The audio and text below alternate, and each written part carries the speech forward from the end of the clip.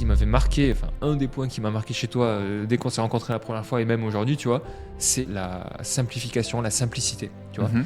Et je crois que même sur ton site web, Penser et agir, tu parles d'un mantra ou même d'une citation, la sophistication est dans la simplicité ou un truc comme ça. La simplicité est l'ultime sophistication. C'est une citation de Léonard de Vinci qui me tient particulièrement à cœur. Ouais. J'ai remarqué que dans le développement personnel, la plupart des gens se compliquaient énormément la vie, voulaient appliquer des méthodes très complexes.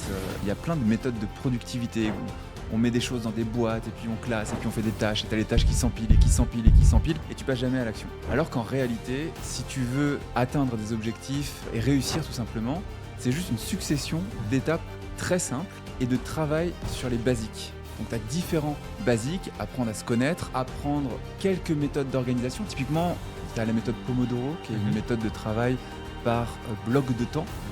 Le travail par batch, faire plusieurs choses en même temps, mais t'as pas des choses magiques. Et la plupart des personnes qui ne réussissent pas dans leur vie vont chercher des techniques qui seraient un petit peu considérées comme des techniques secrètes ou cachées. Et donc elles vont chercher la complexité, alors qu'en réalité tout est dévoilé, qu'il suffit de faire des choses simples, mais de les faire avec constance et sur la durée pour atteindre ses objectifs.